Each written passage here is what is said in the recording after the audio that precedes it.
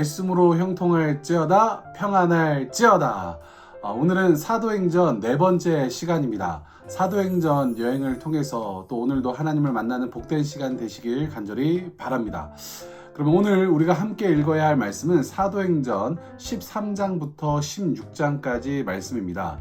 먼저 전체 단락과 장별 제목을 살펴보도록 하겠습니다.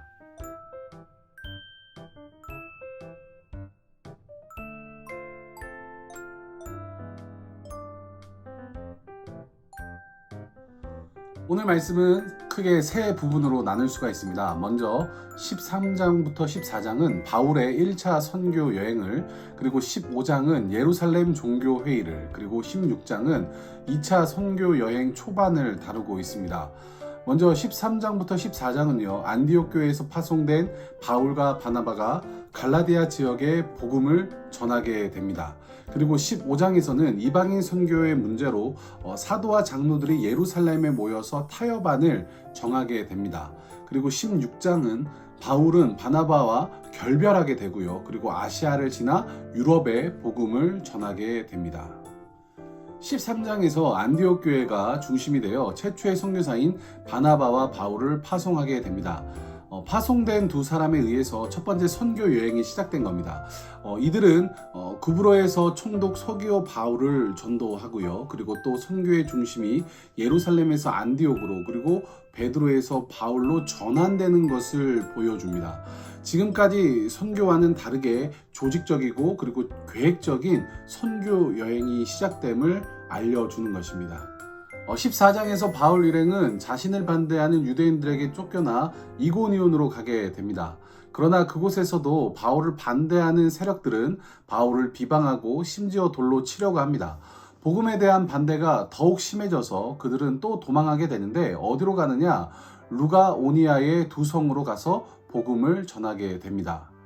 다음은 바울의 1차 선교 여행 지도와 그 중요 사건을 한번 살펴보도록 하겠습니다.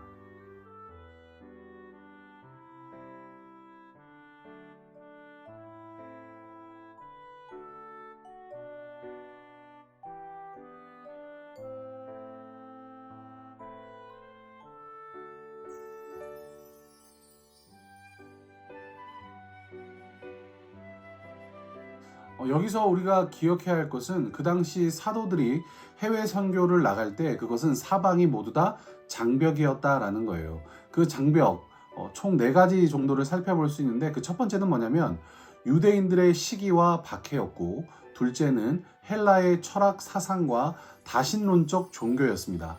그리고 세 번째는 로마의 정치적 압박이었고요. 가장 심한 네 번째는 가장 힘든 장벽인데 율법주의를 고수하는 모교회 유대인들의 방해였습니다. 그렇지만 중요한 것은 성령님은 우리의 모든 장벽을 뛰어넘어 예수 그리스도의 복음을 증거하게 하셨고 선교하게 하신다라는 거예요. 결국 복음은요, 모든 장애물을 뛰어넘어서 현재 살아가고 있는 우리에게까지 왔다라는 겁니다. 이것은 전적인 성령 하나님의 역사입니다. 15장에서는 어떤 사람들이 안디옥에 이르러 잘못된 교훈을 가르칩니다. 그것은 할례와 율법을 지키지 않으면 믿음만으로는 구원을 얻을 수 없다, 믿음만으로는 뭔가 불충분하다라고 가르친 겁니다. 이 문제가 커지자 바울과 바나바는 예루살렘 교회에 가서 사도들과 회의를 갖습니다. 베드로의 중재를 통해 오직 믿음으로만 구원을 얻는다는 사실이 공식적인 교회의 입장이 됩니다. 예루살렘 회의의 결과가 안디옥에 통보됩니다. 이로써 이방교회는 큰 위로를 받게 됩니다. 그러나 이방교회의 큰 문제가 해결되고 나서 본격적인 2차 선교 여행을 앞두고 바울과 바나바가 마가 요한의 문제로 각자의 길을 가게 됩니다. 둘이 찢어지게 된 거죠. 이걸 통해 인간은요, 하나님의 모든 뜻을 알 수가 없습니다. 하지만 그분은 합력하여 선을 이루는 분이심을 꼭 기억해야 합니다. 16장부터 18장까지는 바울의 2차 선교 여행을 다룹니다. 더 자세한 내용은 내일 다루고요. 오늘은 16장에 등장하는 선교 지역만 살펴보도록 하겠습니다. 바울은 2차 전도 여행 중 루스드라에서 디모데와 동행을 하게 됩니다. 디모데는 주변 사람들에게 칭찬을 듣는 사람으로 이후 바울의 중요한 동력자가 됩니다. 한편 성령께서 직접 인도함으로 바울 일행은 오늘날 유럽 지역인 마게도니아로 향하게 됩니다. 이처럼 사람을 주시고 장소를 허락하시는 하나님의 인도는 바울이 사역하는 내내 그의 핵심적인 원동력이 되었습니다. 그럼 오늘 핵심 구절을 함께 나누도록 하겠습니다. 사도행전 16장 31절 말씀입니다. 이르되 주 예수를 믿으라. 그리하면 너와 내 집이 구원을 받으리라 하고. 바울과 실라는 빌립보에서 여러 주인들이 공동으로 소유한 점치는 귀신 들린 여종에게 귀신을 내쫓아 줍니다. 그 결과 주민들은 바울과 실라를 잡아 시장에 있는 재판대에 세웠습니다. 바울과 실라는 로마인들의 사회적 풍습에 반하는 것을 시민들에게 가르쳤다라는 죄를 뒤집어 씌워서 심한 매질을 당한 후에 투옥됩니다. 그들은 그날 밤 한밤중에 발이 차고에 메인 채로 기도하며 하나님을 찬양합니다.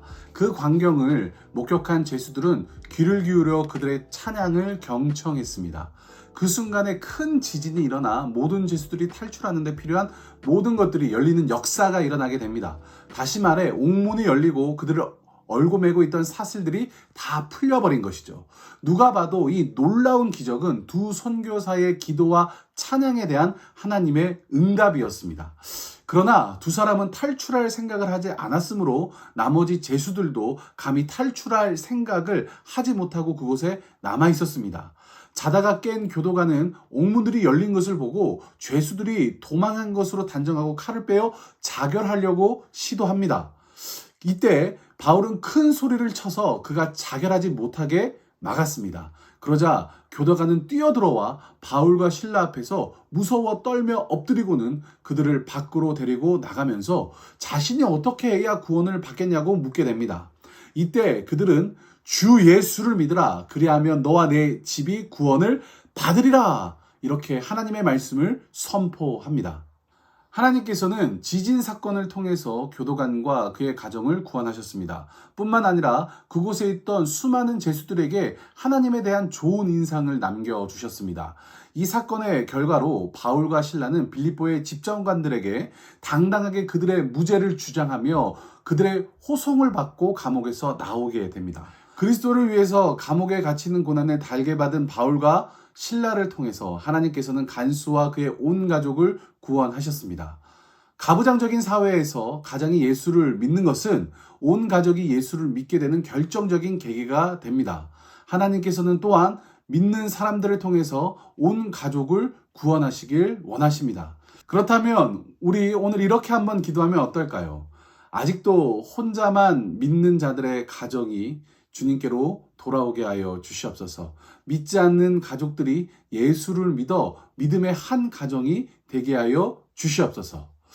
오늘 간수와 온 가족이 구원을 받은 것처럼 우리의 가정에 믿음의 한 사람만 있어도 구원의 역사는 일어날 것입니다. 이렇게 멋진 하나님을 우리가 함께 높이며 믿지 않는 가족들에게 용기 내어서 복음을 전해보고 그들을 위하여 기도하는 복된 날이 되시길 간절히 축복합니다. 그럼 오늘 하루도 말씀으로 평안할지어다.